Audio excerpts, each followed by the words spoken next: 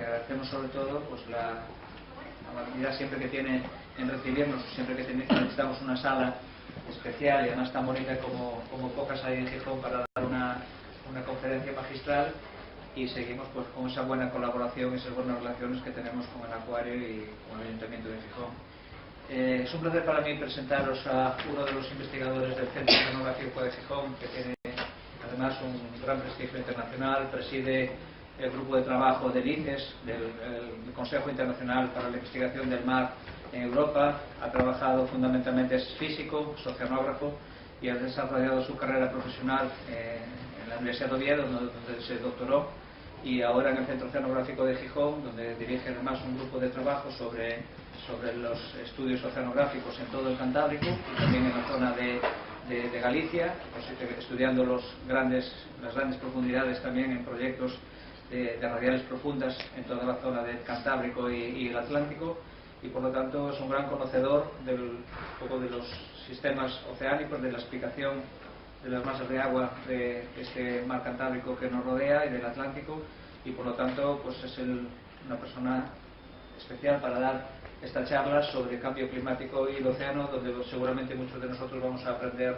muchas cosas. Además él ha trabajado en trabajos relacionados con la creación de áreas marinas protegidas en zonas como el Cachucho, como el Cañón de Avilés, que además son zonas oceanográficamente hablando muy complejas, porque tienen muchos sistemas, muchas áreas distintas, tienen una geomorfología muy complicada y que a veces son difíciles de estudiar, en la que influyen tanto corrientes de distintas zonas del océano que llegan a nuestras costas, como está influenciado incluso por las corrientes de marea, como vamos a ver. Entonces es un placer escucharle, y al final, si tenéis alguna pregunta que hacer, pues probablemente él la va a contestar. Entonces le damos la palabra a César González Pola. Muchas gracias.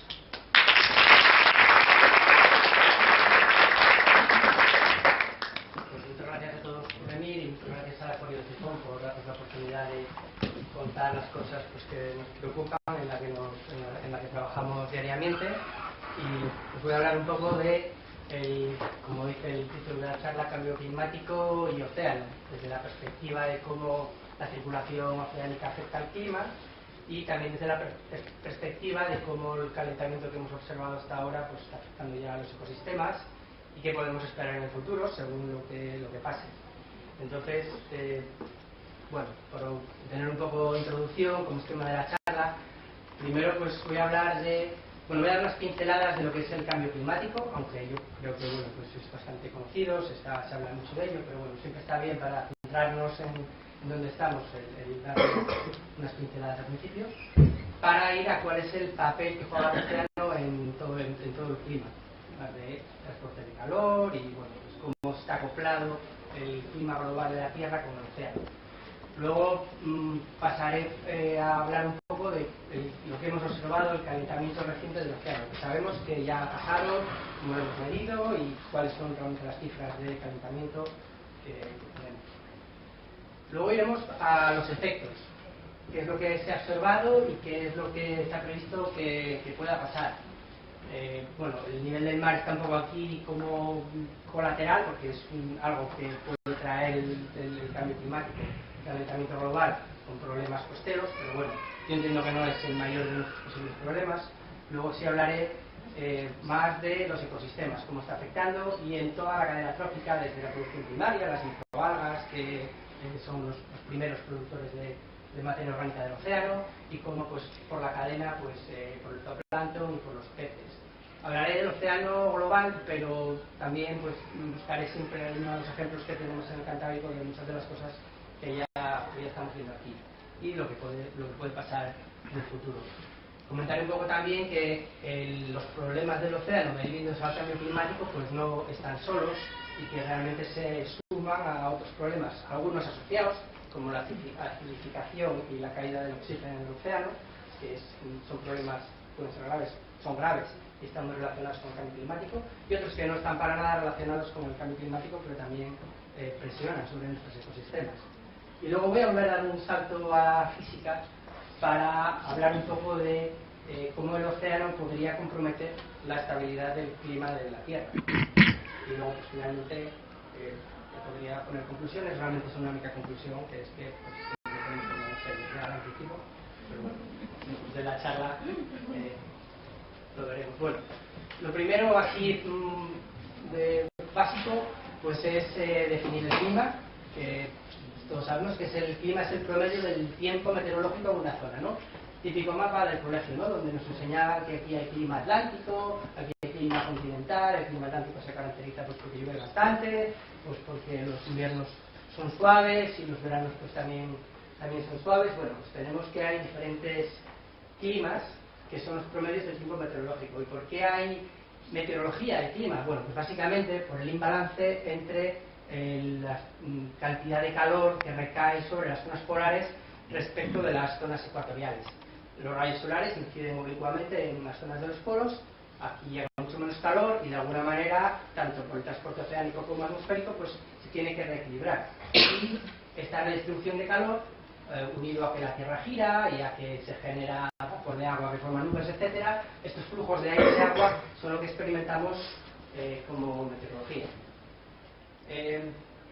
¿Qué define el clima de la Tierra? Pues que tenemos una atmósfera.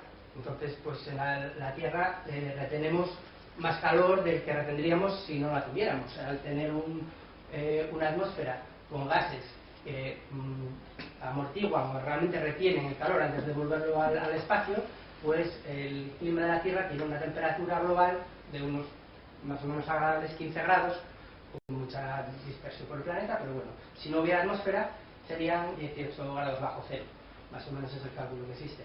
Es un efecto pues, que siempre se compara con un invernadero, en el que pues, si no dejamos escapar el calor, pues, evidentemente sube la temperatura interior, y sabemos que otros planetas que tienen atmósferas muy diferentes, pues tienen unos climas completamente diferentes, bueno, otras temperaturas. Venus es el ejemplo de un efecto invernadero tremendamente violento, tiene temperaturas superficiales de más de 400 grados, su atmósfera es prácticamente dióxido de carbono. Y Marte, que tiene poquísima atmósfera, pues tiene una temperatura media de 50 grados bajo cero. ¿Cómo se redistribuye este calor que llega en exceso a las zonas ecuatoriales y en defecto a las zonas polares? Bueno, pues el aire caliente es menos denso y sube, el aire frío es más denso y subduce, con lo cual se generan celdas de circulación, las famosas celdas de Halley. Si el planeta no girase sería relativamente sencillo, como el planeta pues tiene, está cortado por abajo un poco, bueno, como el planeta tiene pues continentes y está girando, pues se producen diferentes celdas de rotación que complican un poco la situación. Pero en general lo que tenemos es distintas bandas de zonas de altas presiones y zonas de bajas presiones que se asocian a estas tres celdas. Bueno, el océano global, unos números así que incluso los que trabajamos en esto a veces se nos olvidan y no está mal recordarlos de vez en cuando, ¿no? Es el 71% de la superficie de la Tierra, o sea, casi todo, la mayor parte del planeta es agua. Tiene una profundidad media de 4 kilómetros, en algunos puntos llega a 11 kilómetros, un volumen de agua que, bueno, expresado en litros es una cifra que es difícil de asimilar, muchísima. Está realmente frío, tiene una temperatura media de 3 grados y medio, o sea que solamente las partes superficiales son relativamente suaves o cálidas. Y es casi todo el agua del planeta está en el océano, y la poca que no está en el océano pues está en los casquetes polares. O sea, está claro que tiene una importancia en el clima global, pues muy importante. Una gran importancia en el clima global, reteniendo calor, amortiguando el cambio climático, pero en un momento dado pudiendo devolver parte de ese calor a la atmósfera. El océano, si hacemos un corte, vamos desde el hemisferio sur hasta el hemisferio norte y observamos cómo está distribuida las distintas propiedades del agua, vemos pues que todo el océano es muy frío, y esto es debido a que las aguas frías pues son muy densas, se hunden y prácticamente rellenan todo el fondo del océano. Y en las zonas ecuatoriales tenemos las masas de agua más calientes, o sea que las masas, lo que llamamos masas de agua, aguas con unas propiedades definidas que dependen de su lugar de formación, se ordenan en capas de menor a mayor densidad, y dependiendo pues no solo de la temperatura, sino también de la salinidad, con lo cual acopla con un ciclo hidrológico, y esta diferencia de densidades acciona las corrientes en lo que conocemos como la circulación termomarina o termosalina sería en castellano. En superficie hasta 1000 metros de profundidad, o sea que superficie comparado con los 4000 metros que tiene el océano en promedio. Lo que causa las corrientes marinas es básicamente la atracción del viento. Entonces, realmente los grandes giros oceánicos de todos los océanos del mundo vienen reflejando las celdas de circulación que tenemos en la atmósfera.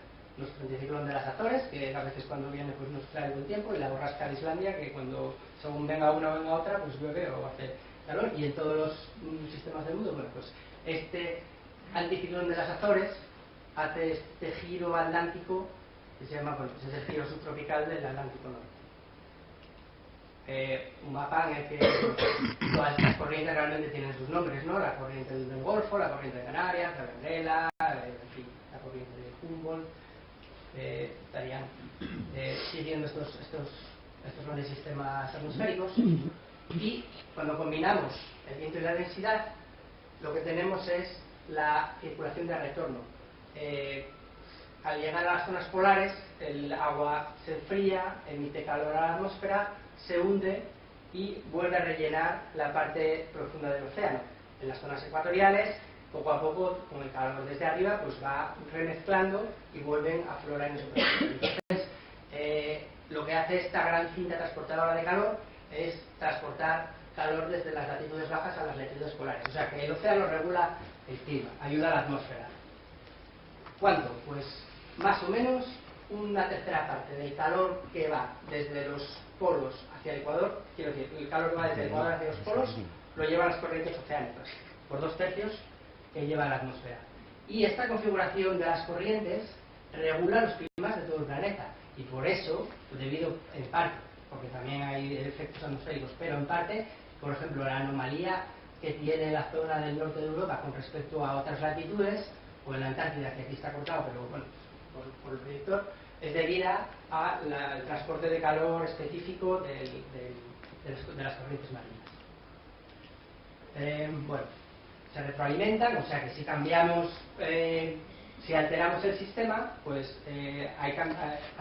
producimos cambios en los dos: el flujo aire-océano, en las corrientes oceánicas, retroalimentan la circulación atmosférica, con lo cual pues puede causar cambios a lo mejor difíciles de prever, como comentaremos luego más adelante. Bueno, ¿qué ocurre hoy en día? ¿Cuál es la situación actual? Bueno, pues el cambio climático, que tanto se oye, que está en la prensa constantemente, en fin, desde el comienzo de la revolución industrial alteramos la composición química de la atmósfera, y sabemos que el clima que tenemos en el planeta depende de esa composición química de la atmósfera que tenemos.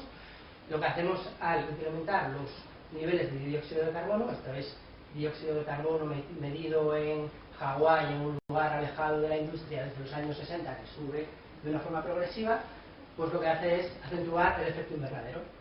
Y lo que hemos visto en paralelo es cómo las temperaturas del planeta suben. Estos son pues los mejores promedios que se tienen actualmente de las temperaturas globales. Esta está desde 1880 y está desde los años 50, donde ya pues se hacen ajustes. Pero vamos, básicamente el mensaje es que más o menos desde principios del siglo XX el planeta global es casi 1 grado. Nos quedamos con, bueno, sería hacer 9, pero para guardar la cifra a la cabeza ya tenemos 1 grado más de lo que tenían nuestros bisabuelos. Eso es con lo que vivimos hoy en día, y vamos a ver qué es lo que causa en el océano. Bueno, esta es la temperatura y anomalía térmica a día de hoy. Esto es el hemisferio norte, esta sería la temperatura que hay hoy a las 6 de la tarde, o sea, ahora mismo, donde vemos la meteorología. Por ejemplo, pues aquí está entrando aire cálido, relativamente cálido hacia el Ártico, se descuelga una masa de aire polar en esta zona de los Estados Unidos, que tendrán temperaturas muy bajas. En esta zona pues está entrando un frente frío. Si miramos la anomalía de temperatura justo aquí en España, hoy pues está fresquito, pero es el único sitio de España, el resto de la península está relativamente cálido. Bueno, lo importante de todo esto es este valor, que esto evidentemente la meteorología cambia de un día para otro, y si animamos esto pues vemos cómo pasan frentes y las zonas que van alternando anomalías frías, anomalías cálidas, pero este valor más o menos aquí marca medio grado con respecto a un promedio de los años 80 al 2000, o sea que 0,4 más de lo que había a principios de siglo. Este es relativamente estable. Si vemos animaciones a lo largo del año, pues vemos que estamos en ese 0,9, 1 grado respecto de las temperaturas que había hace un siglo atrás. A pesar de que un día concreto nos parezca que haga mucho frío aquí, eso es verdad, pero no quita que globalmente estemos casi siempre en estas temperaturas, en estas anomalías, y el Ártico casi siempre, un momento puntual puede estar a 0, pero normalmente está bastante más por encima que la Bueno, vale, la atmósfera en el último siglo ha aumentado su temperatura pues más o menos 1 grado. El océano no tenemos medidas de un siglo como para decir cómo estaba, cuánto se ha calentado, ni mucho menos. Realmente los datos que se empiezan a tomar como robustos, con los que tenemos capacidad para saber en cuanto, para poner números, estarían en torno a los años 70. Entonces, calculando desde los años 70, pues la superficie del océano más o menos se ha calentado en torno a pues 0,6, un poco más de medio grado.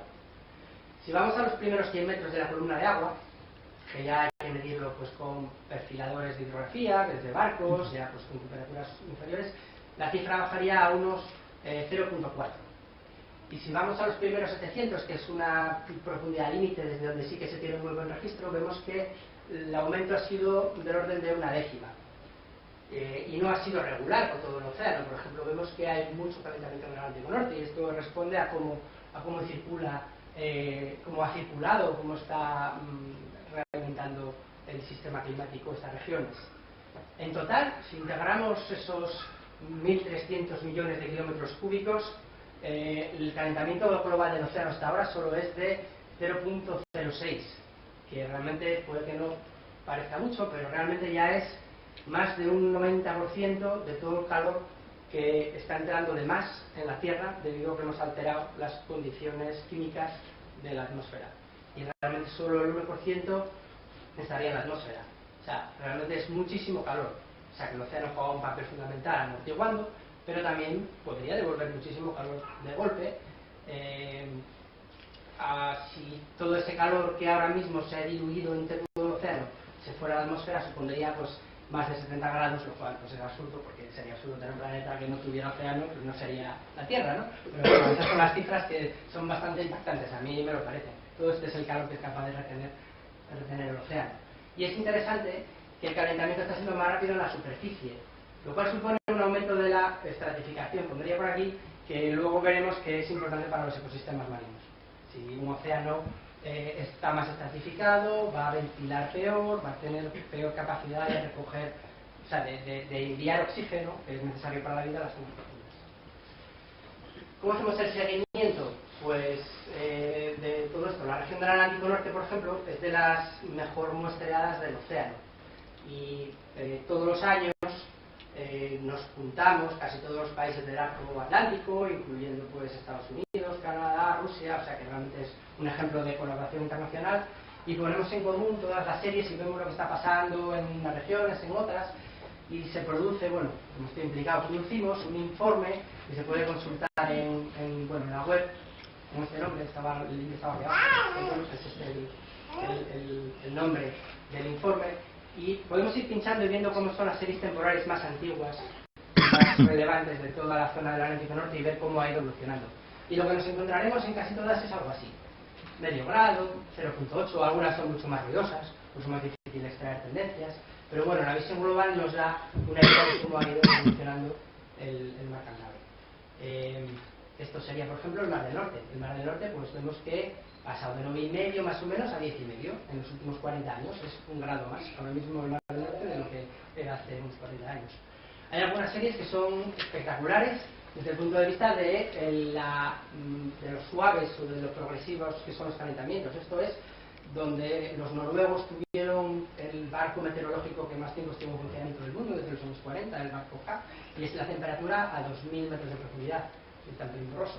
Y bueno, pues prácticamente casi podríamos saber qué va a dar el próximo año, casi no hace falta ir a medir. Esto ocurre porque ha dejado de producirse agua profunda, que era lo que estabilizaba esta temperatura, lo cual está relacionado con cómo puede reaccionar todo el sistema de circulación global. Bueno, aquí abajo hay unos puntitos que son los nuestros, que son los radiales del Cantábrico.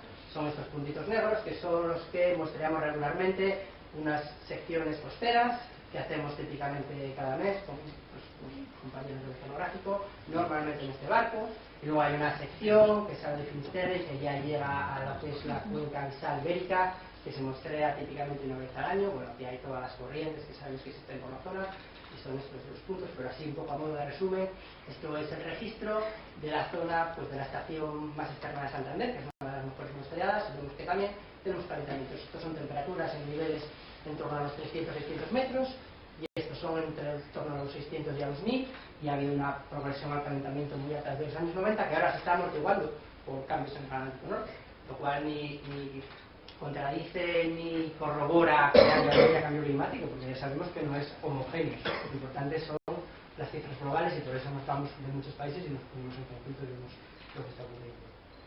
Bueno, esta era un poco la primera parte, ¿no? Para ver realmente que hay un calentamiento global, a qué es debido y cuál es el papel que los océanos están jugando.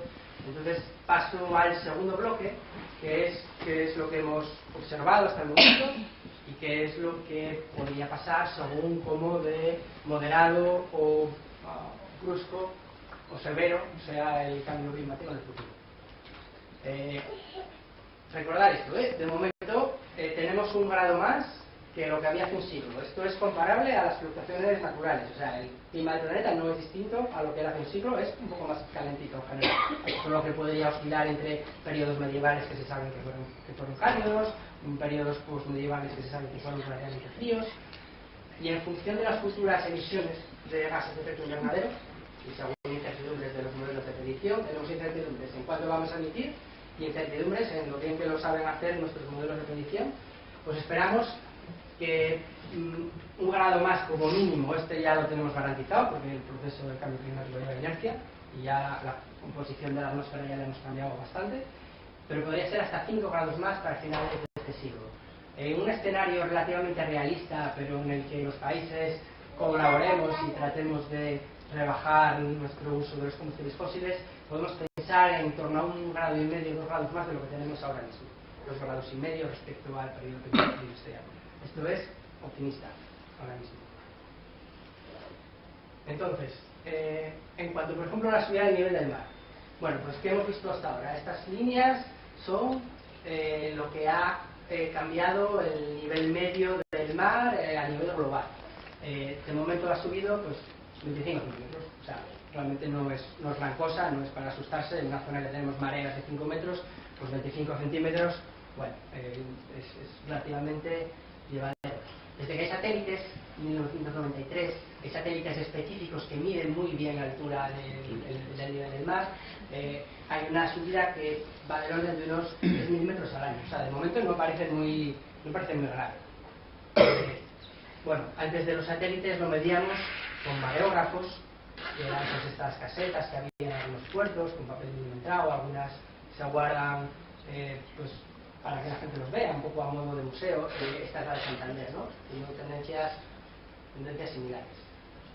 Bueno, según las previsiones, es esperable que según los distintos caminos que pueda seguir el calentamiento global, a finales del siglo vaya entre menos de 1 metro y 1 metro. Y siempre que no se desestabilicen los grandes casquetes polares, bueno, 1 metro pues no es, bueno, realmente ya puede causar problemas en una ciudad costera, cualquier ciudad costera, en la que habría pues que defenderse, subir barreras, o bueno, algunas zonas quizás retirarse, si no merece la pena el esfuerzo económico de crear diques. En Gijón, evidentemente, lo lógico es proteger toda esta zona y crear diques. En otras zonas, pues quizás no sea la mejor opción. Digo los casquetes polares porque el casquete polar, por ejemplo, de Groenlandia tiene más o menos 3 kilómetros de espesor, y si se le retira entero, pues elevaría el nivel del mar de toda la Tierra a unos 7 metros.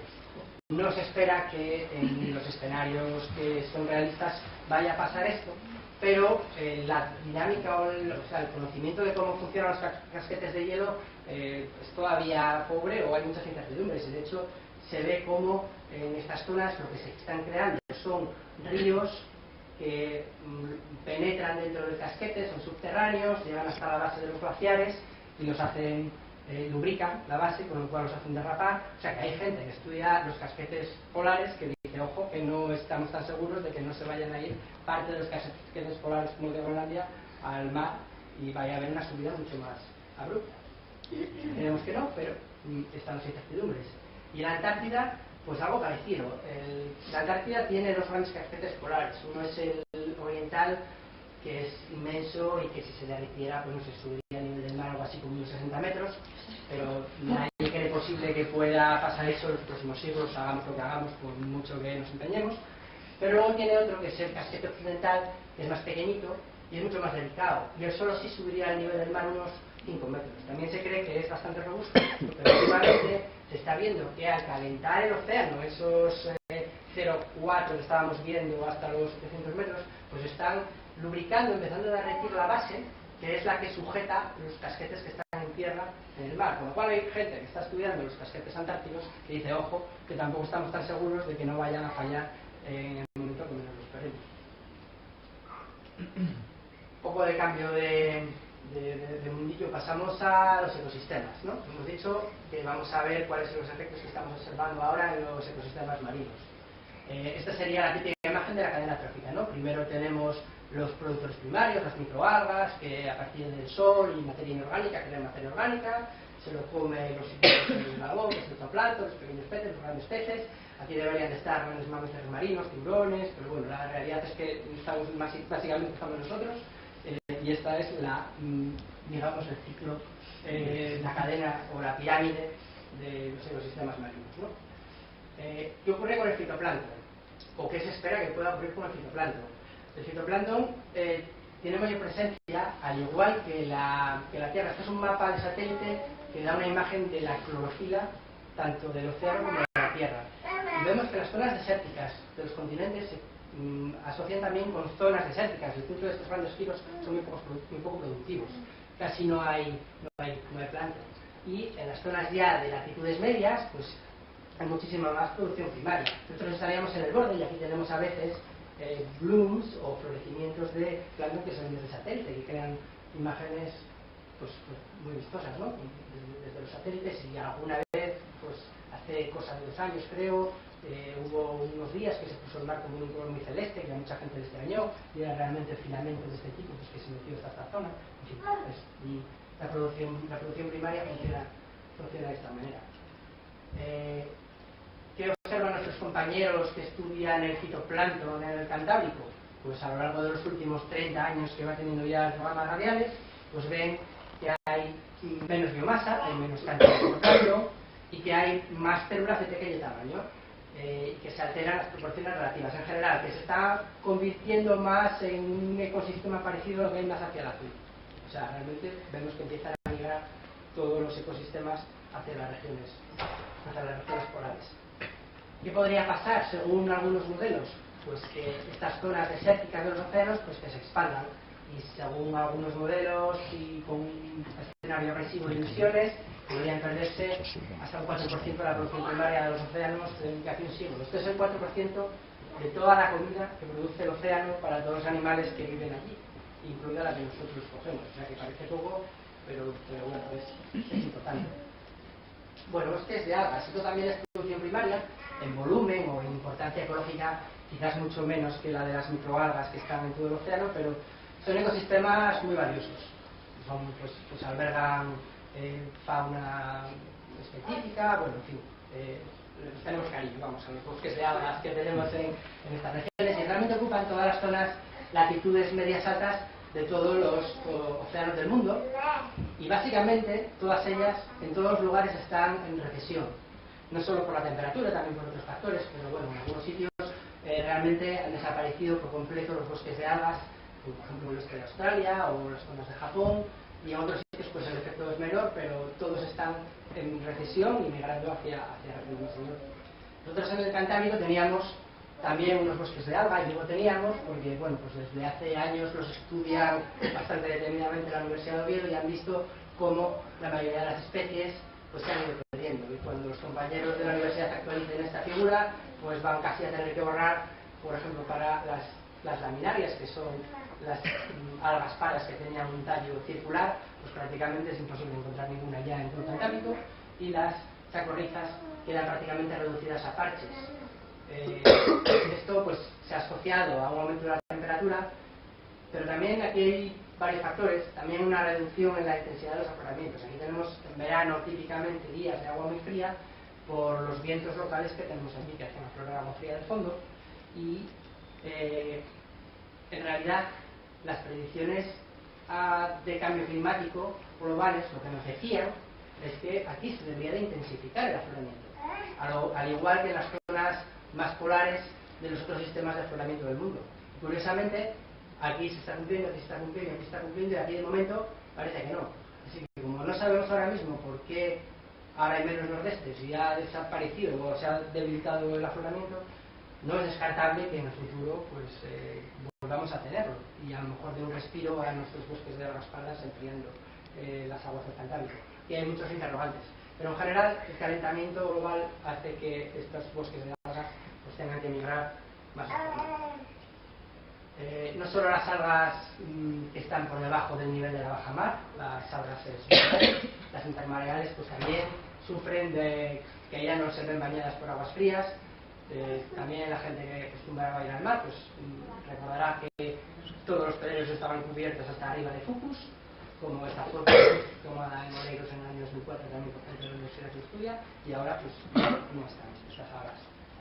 También se han visto prácticamente erradicadas. Bueno, el zooplancton. El zooplancton es el siguiente eslabón. Después de la producción primaria pues tenemos los pequeños crustáceos, pequeñas larvas de otros animales que nadan en el plancton. Bueno, pues estas típicas fotografías, ¿no?, de mosteros que son, pues eso, son de la radial, pues lo esperado, que las especies que antes eran de aguas calientes, que estaban constreñidas pues a lo mejor a esta región, pues se están expandiendo hacia el norte, y las que eran de aguas frías pues o se van más al norte, o las que eran muy del norte pues ya no tienen de ir y disminuye mucho su presencia. O sea, que realmente sigue toda la secuencia. Si estábamos calentando gradualmente, no mucho, 1 grado, pues los ecosistemas van un poco más arriba. Es lo que observamos en general. Además tenemos una disminución de la biomasa, que también coincide con zonas más pobres, zonas más templadas. Y también se observa, esto son datos desde los años 60 de un sistema de muestreo de plancton. Alguien ideó contadores que se ponían en barcos comerciales, que iban recogiendo unas redes por la popa, el plancton durante todos los trayectos, y un estudio de mucho tiempo pues nos permite saber que realmente existe un cambio, tanto en proporción de especies de agua fría caliente como en cantidad. Esto son datos ya de aquí del Cantábrico, de los compañeros. ¿Qué vemos? Bueno, pues aparte de las disminuciones de las especies de aguas de especies que eran de aguas más frías, aparecen especies que nunca antes se habían visto, y bueno, empiezan a aparecer a partir del año 2000 o algo así, pues empiezan a ser abundantes. Cambian los ecosistemas y están estos animales que antes eran pues, de regiones mucho más al sur. Y por supuesto pues llegamos a los peces y pasa algo muy parecido, ¿no? Las especies que antes eran de aguas cálidas pues van apareciendo cada vez más al norte, cada vez más al norte. En este eje que no se ve estaban los años, desde los años 60 hasta el año 2010, y se iba emparejando el lugar más al norte en el que había constancia de la existencia de estas dos especies, que son pues variedades de San Martín. Y bueno, pues van subiendo, y ya últimamente pues ya están por cerca de Escocia, ¿no?, estos animales. También aparecen especies que son de aguas cálidas y que nunca antes se habían visto. Y bueno, pues hay documentos, no voy a entrar, yo realmente ni siquiera conozco todas estas especies, pero bueno, pues ahí está. Animales que antes de los 90 eran completamente desconocidos y de repente, pues a partir de los 90, del año 2000, del año 2010, aparecen por primera vez y hay un primer registro. Bueno, se puede argumentar que claro, que hace 50 o 60 años es posible que hubiera peces, pero bueno, no todo el mundo tenía el smartphone, la hecho una foto, tenía curiosidad, iba a preguntar, si a lo mejor se aparecía un bicho como este en los años 50, pues bueno, pues igual no se lo comían, se lo daban al gato y decían, bueno, pues no creo yo que sea, o sea, no tenía el interés de ver si realmente era una especie. Pero bueno, tenemos también en paralelo campañas que muestrean sistemáticamente por medio de redes de arrastre que todos los años van a los mismos sitios, todos los años hacen las mismas pescas y podemos saber si hay especies que antes no estaban y ahora sí están, y también las hay. Por ejemplo, pues, esta especie de golondro de media profundidad asociado al calentamiento en las aguas que tenemos en el Cantábrico, pues pasó de ser una especie que no se veía a una que ahora está pues distribuida, pues casi sale en casi todas las pescas. Evidentemente esto no solo pasa aquí, está pasando a nivel global en todos los lugares, ¿no? Las expansiones de zonas de distribución de aguas templadas, por ejemplo, pues la zona del sur de Inglaterra, en la zona del Mar del Norte, pues están empezando a pescar bastante anchoa y calamar, lo cual puede entrar en conflicto con pesquerías de otras regiones en un momento dado, pero bueno, hasta este momento, pues eso es bueno o malo, depende a quién le preguntemos. O sea, no supone un cambio drástico. Por contra, pues el bacalao, pues el bacalao pensará que es bastante malo porque se ha tenido que ir del Mar del Norte y ya no puede ocupar y la temperatura es demasiado alta para ellos. Ya pues las previsiones a futuro, por ejemplo, para muchas especies de los Estados Unidos, que es un trabajo muy reciente, pues ven que especies que solamente son endémicas de la zona del Golfo de México en este momento, en el interior de Florida, pues a lo largo del siglo van a ir y van a distribuirse todo por la cuenca noreste de los Estados Unidos. Especies que viven a lo mejor en la zona del Golfo de Alaska, pues para final del siglo estarán abandonando esta región y habrán pasado al Mar de Bering. Las especies del Mar de Bering pues no tendrán a dónde ir. Pero bueno, en el fondo simplemente estamos hablando de una redistribución debido a unos climas pues más cálidos. No solo hay un cambio en las áreas de distribución, también cambian los patrones migratorios y la geología, que es el comportamiento de los animales. Por ejemplo, el bonito del norte, sabemos pues que es una especie migratoria que viene a pasar el verano al Golfo de Vizcaya donde se le pesca. Bueno, pues ya hay años en los que se ve que al tener unas condiciones favorables aquí en esta región, y no será por la temperatura probablemente, sino porque sus presas también están ocupando esta zona, pues deciden en vez de venir para acá irse para aquí arriba, lo cual pues también genera tensiones en los sectores pesqueros, que tienen que ir a buscarlos pues más arriba. La caballa, que hace lo contrario que el bonito. La caballa viene en invierno a desovar y pasa los veranos en las regiones más del norte. Pues se está observando que adelanta la época tanto de migración como de desove. Realmente esta es la serie. Cuando normalmente los picos de puesta se estaban encontrando hacia abril, mediados finales de abril, pues esto se ha ido adelantando y ahora ya son prácticamente en marzo, y si esto estuviera actualizado, hasta el año 2007, 2008 me parece, pues ahora ya incluso en febrero empiezan a poner las caballas, porque pues, encuentran las temperaturas. Esto puede crear desajustes, aunque de momento no sabemos si es bueno, si es malo, simplemente pues están cambiando sus comportamientos reaccionando al cambio climático.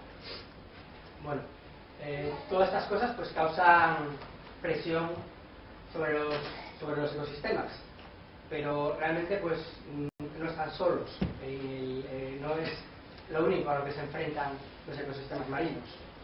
Y de los más interesantes es otros dos problemas que se asocian al calentamiento global, que son la acidificación y la desoxigenación, que se conocen como el trío mortal. La acidificación se debe también al exceso de emisiones o a las emisiones de gases de efecto invernadero. El océano, pues además de absorber calor, evidentemente, absorbe gases o está en interacción con la atmósfera y lleva absorbido entre un 30 y un 50% según estimaciones del CO2 que hemos emitido por la actividad industrial. Y esta velocidad de absorción tan rápida desajusta el equilibrio químico del océano y hace que sea más ácido, un poco más ácido, pero bueno, estos son niveles de pH y de presión de CO2, esto ya es medido y se está viendo que el océano se está haciendo más ácido. Y en escenarios agresivos de emisiones, vamos a quemar todo lo que encontremos, pues realmente podríamos llegar a situaciones en las que en muchas regiones del océano serían incompatibles con organismos calcáreos que necesitan crear conchas, que dependen de que el agua no sea demasiado ácida para hacerlo. El ritmo de emisiones ahora mismo es el más alto en los últimos 300 millones de años. O sea, no es tanto cuánto CO2 hay en la atmósfera, sino la velocidad a la que está incrementándose, y eso sí que no tiene precedente en el registro geológico. Y esta es la estimación del pH oceánico en los últimos 25 millones de años, y esto es donde se está poniendo ahora más o menos, que ya es más ácido que nunca, y esto es donde podría llegar si no hacemos nada, y esto sí comprometería a los organismos calcáreos. Entonces esto ya dejamos de hablar de, bueno, pues un poco más calentito, bueno, pues si aquí vienen peces del sur y se van los que estaban aquí un poco más al norte, pues bueno, tampoco es para tanto. Esto ya sería muchísimo más serio, muchísimo más grave, y así cambiaría el panorama completamente.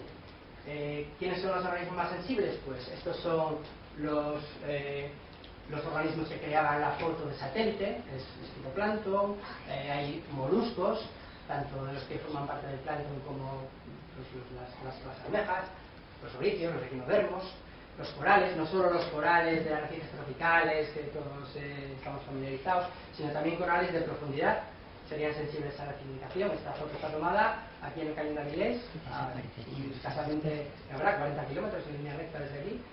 Estos son nuestros arrecifes, los del Cantábrico.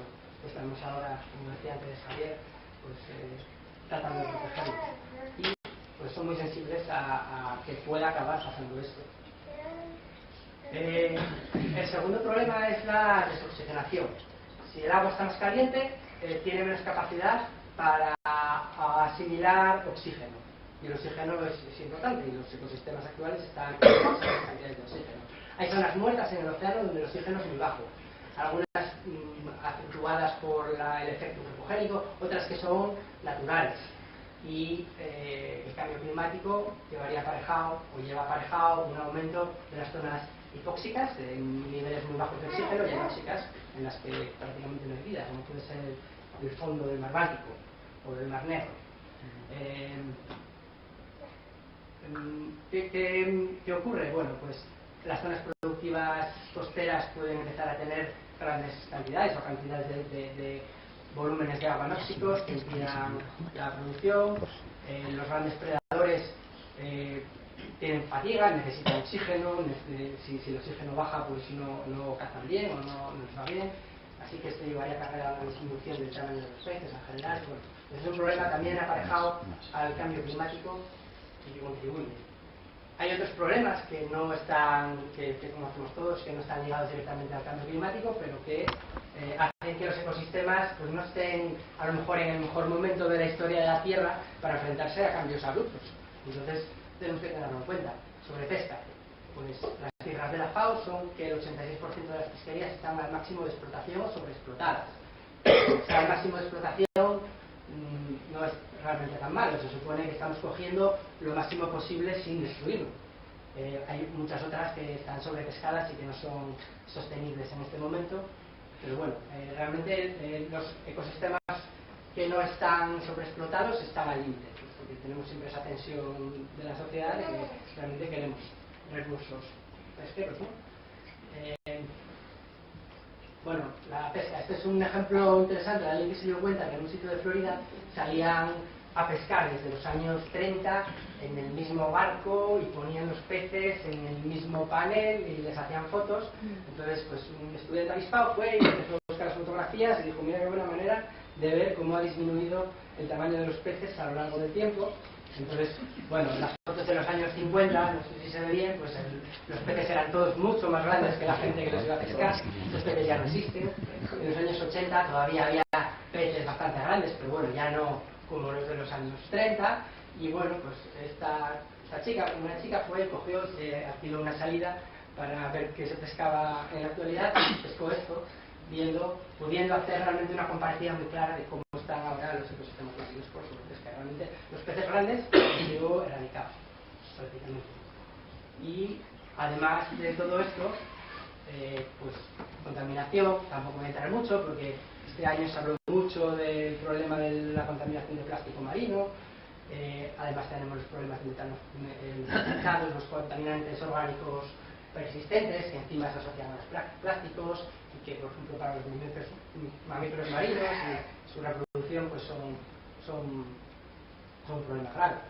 Así que el resumen es que la adaptación ahora de los ecosistemas marinos al cambio climático y a otros problemas pues no es la de otras épocas en las que no había presencia humana.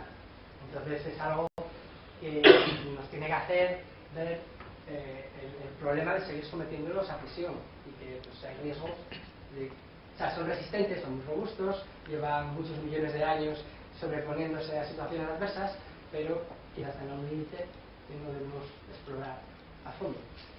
Bueno, voy a dejar un poco los ecosistemas de momento y voy a hablar un poco de cómo el océano podría, o la circulación oceánica de la que hablaba al principio, podría comprometer incluso la estabilidad del clima y ya llevarnos a situaciones muy difíciles de prever y bueno, que podrían ser muy adversas, ¿no? Hablamos al principio de cómo el océano redistribuye calor desde los polos, bueno, desde el Ecuador hacia los polos, por medio de la gran cinta transportadora de calor, y que esto se debe a que en el Ártico pues las aguas se enfrían y se hacen muy densas y se hunden. Y a medida que haya más calor en el Ártico, que se está calentando más rápido que el resto del planeta, y agua dulce, porque se están derritiendo los casquetes polares, pues podemos comprometer este sistema. De hecho, en el año 2005 se dio la voz de alarma porque se creyó que se había ralentizado la gran cinta transportadora de calor en el Atlántico. Luego, medidas directas, ahora mismo hay un sistema que llevan los ingleses, bueno, los ingleses y los americanos, básicamente, donde tienen los recursos más robustos, y pues un montón de líneas de medidas de corrientes y de circulación, y han visto que el flujo es muy variable y de momento no se puede confirmar. O sea que sí se puede inferir, o sí se cree que las corrientes de circulación del Atlántico están empezando a debilitarse. No es algo que ahora mismo podamos confirmar. Pues hoy tenemos el registro geológico, que es muy interesante, porque bueno, pues aquí estos son miles de años y aquí tenemos las temperaturas, y adelante atrás tenemos periodos glaciares y periodos interglaciares. Y en la salida del último periodo interglaciar ocurrió una cosa muy interesante, y es que esto está al revés, ahora viene de atrás hacia adelante y esta es otra la temperatura. Cuando ya se había salido de la zona de la fase glaciar y ya las temperaturas se habían estabilizado y eran suaves más o menos en el planeta, de golpe y porrazo volvieron a caer y se volvió a entrar por unos mil y pico años en un periodo glaciar de nuevo. Y bueno, se llama Younger Dryas, de esta flor, que pues es las más jóvenes que aparecen, es una flor ártica y son las más recientes que aparecen en latitudes un poco medias. Y se cree que todo esto fue causado por un paro de la corriente marina en el Atlántico Norte a raíz del derretimiento o del fallo de la placa de hielo que en aquel momento había en todo Norteamérica, que venía a ser el doble de la que hay en Groenlandia. Entonces, bueno, pues hay discusiones. Ahora la visión que se tiene es esta. Falló, se inyectó un montón de agua dulce al Atlántico y esto cortó este sistema que lleva calor del Ecuador a los polos. Con lo cual, lo que hizo en aquel momento, que el planeta estaba en la transición, fue volver a meterlo en una época glacial.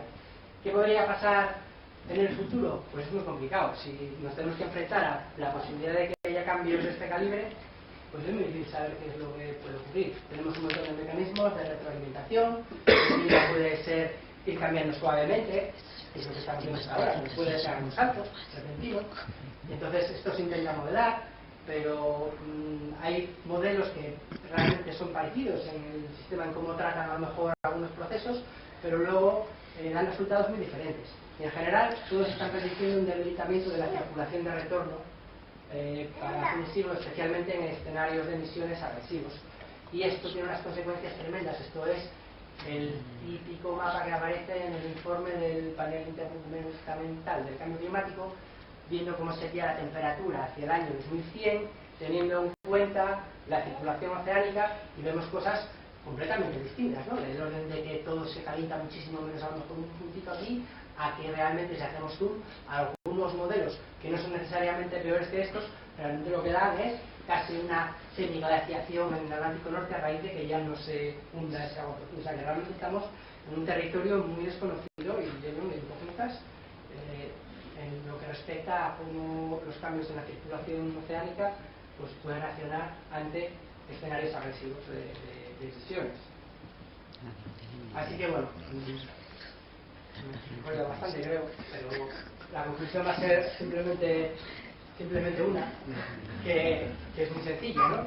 Y es que si nos tenemos que tomar en serio, que el planeta es robusto, pero puede tener límites. Si los ecosistemas marinos en concreto, de lo que iba esta charla, pues también.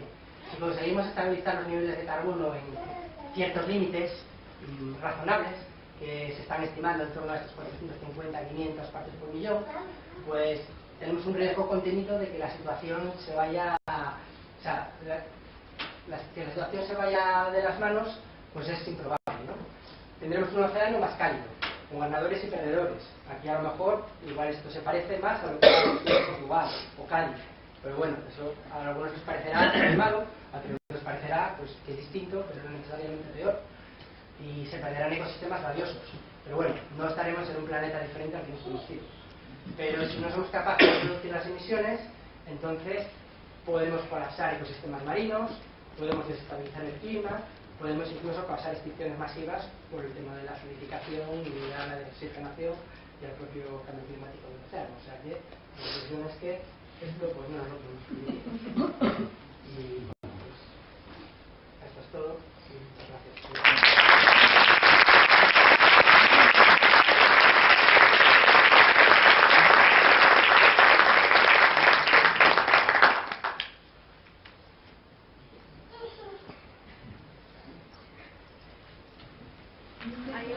Creo que tenemos tiempo para unas cuantas preguntas después de esta interesante y no menos preocupante charla. No tenemos tan preocupado como muchos de los mortales que nos pidamos el cambio climático, pero sí que es cierto que pues los que por ejemplo buceamos hace algunos años en la costa sí que hemos visto lo de la separación de las grandes laminarias y eso pues tiene muchas lecturas, ¿no? ¿Tenéis alguna? Está comprobado recientemente que el cambio de clima influye tanto en los huracanes, las lluvias excesivas, los terremotos cada vez más amplios. ¿Esto está comprobado científicamente? ¿En los terremotos? ¿O es un cálculo? Seguro que no. En los terremotos no tiene absolutamente nada que ver. Un sistema más cálido tiene más energía. La energía pues traduce en más vientos, intensificación del ciclo hidrológico y en más lluvias. Pero hay muchos efectos contrapuestos, o sea que realmente eso no está tan claro. O sea, lo que está claro y es impepinable es que cada vez es más caliente y eso es el calentamiento global. Y esto trae consecuencias en los climas y esto es el cambio climático. Y el cambio climático es más difícil estar seguro de hacia dónde va. Por ejemplo, el tema de los huracanes es muy variable. Hay un año que hay muchísimos huracanes y a lo mejor al año siguiente hay muy pocos. Y hay efectos contrapuestos. Evidentemente hay más calor en el océano que favorece el bombeo, pero al haber menos contraste a lo mejor entre las zonas polares y las latitudes medias, pues eso amortigua o actúa en dirección contraria. Así que no es se cree, pero bueno, hay que cogerlo más con pinzas. En las lluvias, por ejemplo, que está ahora muy actual, ¿no? Sí. No solo en España, en el este de España, en el sur, sino también a nivel mundial, en Estados Unidos, etcétera. Parece que la cuestión de la lluvia localizada en ciertos sitios, en ciertos momentos, se multiplicó por 10. O sea, que es una cosa que es una cosa exagerada, que no las alcantarillas de ninguna ciudad son capaces de soportar esas lluvias, ¿no? Sí, es consistente con un clima más cálido, más violencia, más aguaceros torrenciales, menos orvallo que podríamos tener aquí. Si nos vamos a un clima más parecido a lo que es en el sur, pues es un clima más torrencial.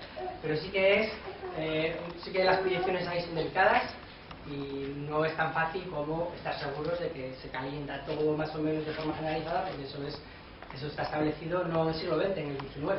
Si alteramos la composición química de la atmósfera y le hacemos que tenga más calor, pues se tiene que calentar, no le queda otra. ¿Cómo cambia eso los patrones de viento, los patrones de corriente, los patrones de lluvia? Es complicado. Parece que las zonas lluviosas van a ser más lluviosas, las zonas secas van a ser más secas y la lluvia en general pues tiende a un patrón más violento torrencial. O sea que sí está influyendo. Sí, pero no es una cosa con tantas garantías como otros aspectos del cambio climático.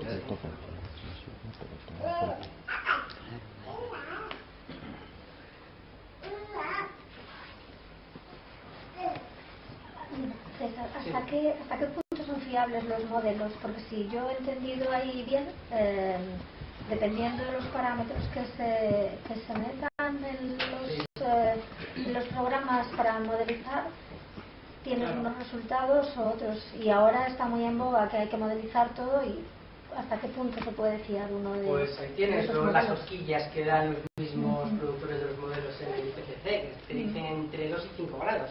O sea, no tiene nada que ver 2 grados con 5 grados, es del cielo a la tierra. Entonces, claro, cada vez que se parametriza algo así, si te cambia de golpe una corriente marina de la envergadura del Atlántico Norte, en el momento que pase eso, te revienta todo el modelo que tenías hasta ese momento. Entonces, mientras las emisiones estén contenidas, es más fácil hacer una estimación de cómo se irá calentando. Y de hecho, las proyecciones que se hicieron en los años 90 no están muy lejos de las medidas que tenemos ahora más o menos en la actualidad, en este grado en total desde el último siglo y pico. Más adelante, en la medida de que se siga emitiendo todo lo que encontremos y sin ningún tipo de control, pues los modelos difieren mucho, y algunos pues creen que estamos cerca de encontrar esos puntos abruptos donde realmente haya cambios muy drásticos en el sistema, otros dicen que realmente no estamos tan lejos y que van a ser muy difíciles de alcanzar. En fin, pues suficiente como para preocuparse. O sea, sí, en resumen, ¿hasta qué punto es ampliable? ¿Cómo capta el mar el oxígeno? ¿Qué mecanismo es? Esto ya es un tema directamente de química, y es una estabilización, son presiones parciales. Cuando ponemos un líquido en contacto con la atmósfera, pues se liberan los gases. Eso en superficie. Entonces el aire y el océano están todo el rato intercambiando calor, agua dulce con sal, y también todos los gases. Pero además, en las zonas de subducción, que son las zonas donde se hunde las aguas, pues las zonas estas de convección profunda, por ejemplo, del Ártico, pues llevan la firma del oxígeno que tenía la atmósfera en ese momento. Entonces, que haya más ventilación, es decir, que intercambie más agua profunda con agua superficial, es la forma que tiene el océano de inyectar oxígeno o de capturar carbono, que pues ahora mucho del carbono que se está emitiendo se lo está quedando el océano, por eso se acidifica, pero podría en cierto momento, al bajar la ventilación, pues llevarse menos. Y luego otra cosa que oí yo, que no sé si es cierto, que decían que el nivel del mar, en vez de subir por el deshielo, era más importante, digamos, la ampliación de la molécula del agua a través del calor. ¿Es eso cierto? Sí, la expansión térmica. Hasta ahora sí, ese palmo y pico que llevamos acumulado en subida del nivel del mar del último siglo, que no es mucho, es mayormente debido a la expansión térmica, porque no ha fallado ninguno de los grandes casquetes de hielo que hay en la Tierra de momento. Entonces la preocupación es dónde está el límite, porque el hielo marino no influye a la subida del nivel del mar. O sea, derretimos ahora todo el Ártico y el nivel del mar no cambia, porque bueno, pues en el iceberg la parte que compensa y flota por arriba, pues por la que está por debajo, y por la pérdida de volumen. Pero si caen los 3 kilómetros de espesor del hielo de Groenlandia, pues entonces ya sí sería muchísimo más la contribución de ese hielo. O sea, de momento sí, es la expansión térmica, pero de momento el nivel del mar es un problema muy, yo diría, leve, sobre todo en sitios donde tenemos mareas y temporales como las grandes.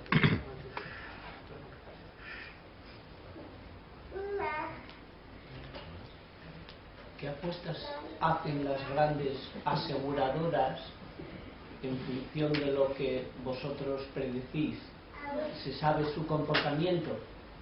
Yo supongo que que no comparten tampoco la información. Realmente no lo sé. Sí sé que están interesados en todo esto, que como es muy complicado predecir el tema de huracanes, tifones, lluvias torrenciales, pues tienen esa incertidumbre que tienen los mismos modelos. Realmente no sé qué apuestas hacen a la hora de incrementar el precio pero que lo que maneja la información y que les preocupa, seguro. ¿Está calculado el efecto tampón de los océanos con el CO2? ¿El efecto? Tampón de absorción de absorción. Sí, hay muchos trabajos. Yo realmente no trabajo personalmente en el CO2. Ahora mismo, pues eso, está absorbiendo las cifras, son del 30 al 50. La ONU baraja como el 30, lo que leí recientemente, sí. pero la fe más alta, entonces no sé. Pues, lo desconozco.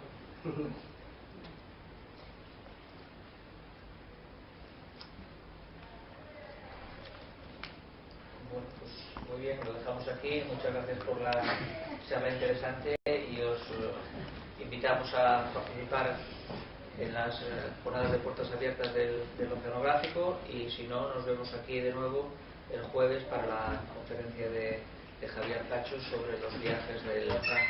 Muchas gracias.